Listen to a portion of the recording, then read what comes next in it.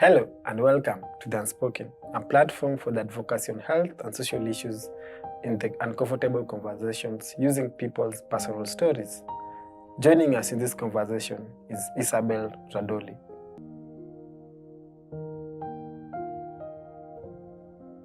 A for anxiety. I'm trying to figure out where to start because I was raised as a loved child. Spoiled. No, loved. Because my grandfather, I was raised by a single mother in my grandparents' house, both grandfather and grandmother. And my grandfather, both grandparents were exposed in terms of education, exposed in terms of social status, exposed in terms of class and elegance. So I learned many things very early. My confidence level, so I'm told, even before I could realize myself, were top notch. I was fearless. If I had a song to sing, I would make sure that I'm at the front and singing in church, singing in school. I've been a class leader, group leader when the classes were too big, class prefect, school captain, dining hall captain for the longest time. Actually, most of my school life, I was a leader. Then I had the most outspoken body because I was the biggest in my class. This is in primary. Then in secondary, I joined a school near the city. I was coming from a school near the village to a school near the city. Context once again, I was raised at the outskirts of the city. So going to a village school in my upper primary also planted some seeds of doubt because I was surrounded by people whose first language was either their native language or Swahili. And here I am with pathetic Swahili and English from Nairobi. So we were nicknamed wasichana wa Nairobi. Wanai. Yes, Wanai. Na hiyo saa nimeenda shule pale Kirinyaga, Kirugoya. Nikisema sielewi Kikuyu, cause for strife between me and my peers. So my anxiety started kicking in high school, where we go out for school functions. Every girl gets hit on, then no one hits on me. Then I wondered why. Back 2 years before, I had the most beautiful skin. I still have the most beautiful skin, I believe. Yes, but acne hit me. And it became more prominent in my high school years, in my teen years. And girls were trying to help me find solutions. Isa applied this cream. Isa. Paka hii mafuta itamaliza pimples, itamaliza acne, itatoa hizo dark spots. Then it got to a point where I love being around people. And one of the habits that my grandparents brought me up with is, if you find someone you like, bring them home. So all my friends knew where we live. Our home was open. There was always food for my friends and I, and there was no limitation as to who you can bring home. So my girl clique would come. Little did I realize that is making me vulnerable. So I got hit on by a young man. And I thought, oh, okay. So I'm actually pretty. Young man, you mean? Up here. We used to go to church together. So I'm like, oh, I'm actually pretty. So like, okay, this is nice. And he was actually good looking.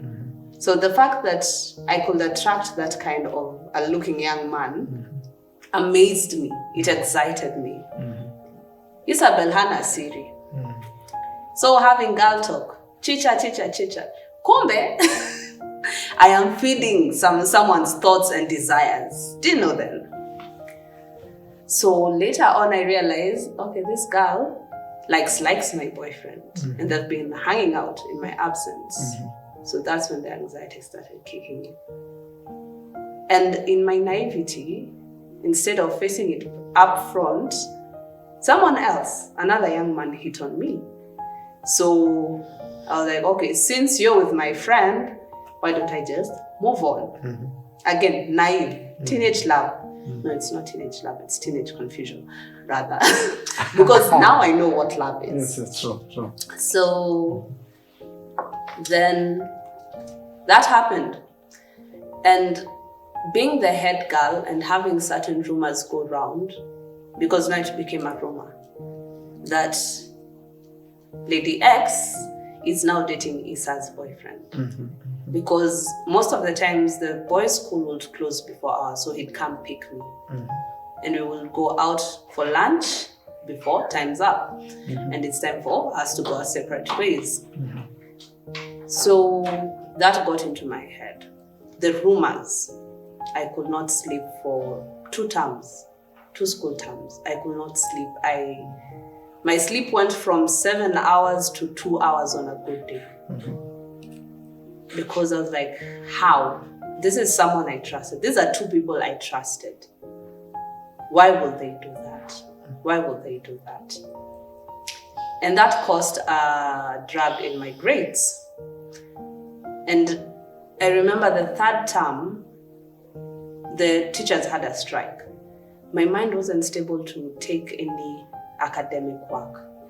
So the teachers being on strike and it being a boarding school, I was like, why don't I just go home? Got you short.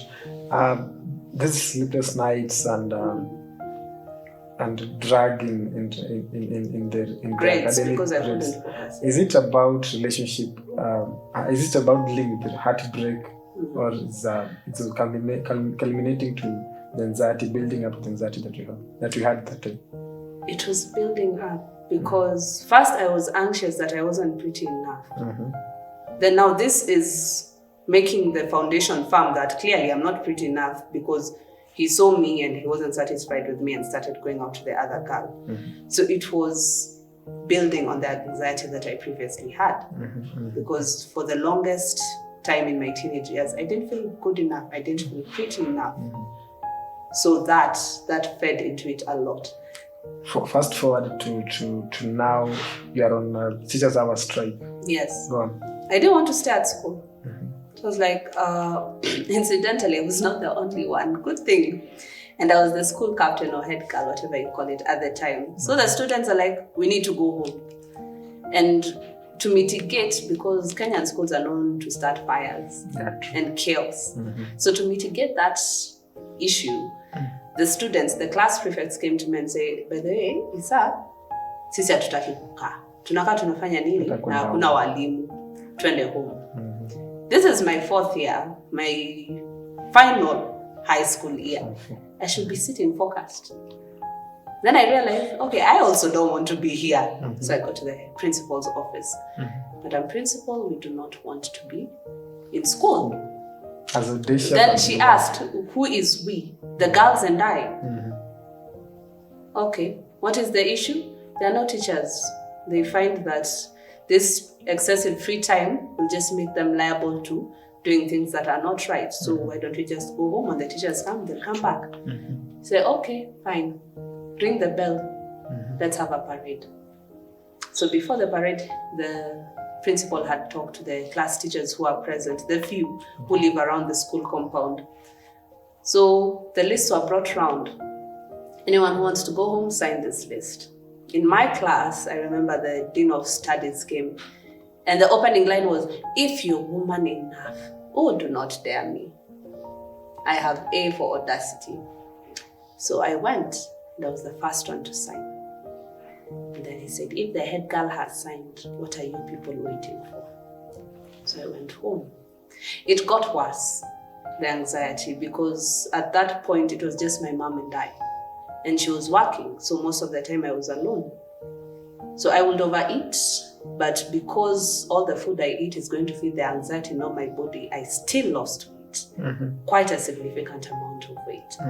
And because I didn't know how to tell my mother, because she had worked so hard, my family did a great job at boosting my self-esteem.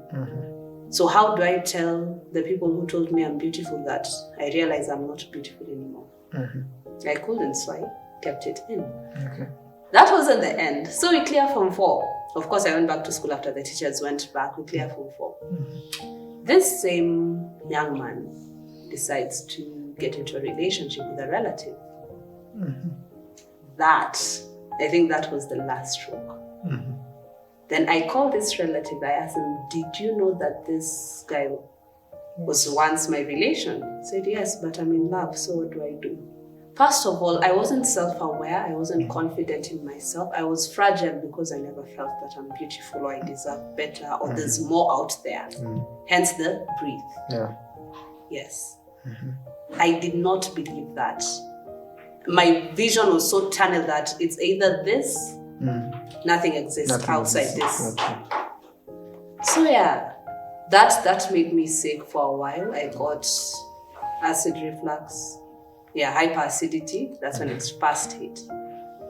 And how I got to handle it was just doing menial jobs around the home space. I planted flowers. I see them today, I'm like, if you knew why I planted you, they've blossomed. It's 9-10 years now. Yes. 10 years, oh yeah. It's 10 years. They've blossomed. They're thick, beautiful flowers. And just keeping my mind occupied helped me just dilute the anxiety.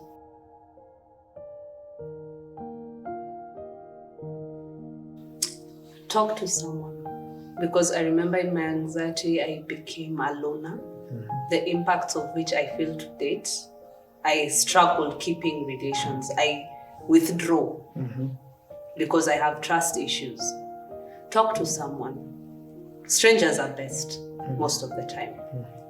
Because sometimes you open up to people, they don't understand you, and because they are consistently in your life, they turn your words against you. So if you can talk to someone who is a stranger, that would be great. But don't keep it in. For me, it's the keeping it in that got me sick. Because I felt I couldn't tell my family. I felt I couldn't tell my sisters. I'm a last born of 4 girls. I felt I couldn't tell any of them. It was shameful. But had I had a stranger who got it, then maybe it wouldn't have gotten to that extent. Oh yeah, and I had a dog. What's the name of the dog? Yeah? What's the name of the dog? Scooby. She passed on. I know. And this is the thing. When you see these white friends of ours, the Europeans, and when they say, this is like my baby, comfort animals, they help. Because every time I would sulk, the dog would look at me, sulking, bring its ball, its toys, and we would start playing. And my mind just like that would switch from darkness to positivity. Make time, sit, listen. Don't talk. Make time, sit, listen. I work with teenagers in the Sunday school ministry or church ministry I'm in. And the only reason that class gets excited when they see me is because I sit and listen. Like now they've closed school. The first Sunday is, how was your term? Sit, listen, just that. And then make it open that I am here. Because sometimes people struggle because they don't know who is here. Or they feel, as you said, it's a burden. This person is busy. Why would I add to their busy lives? But just saying, I am here, that by itself is enough.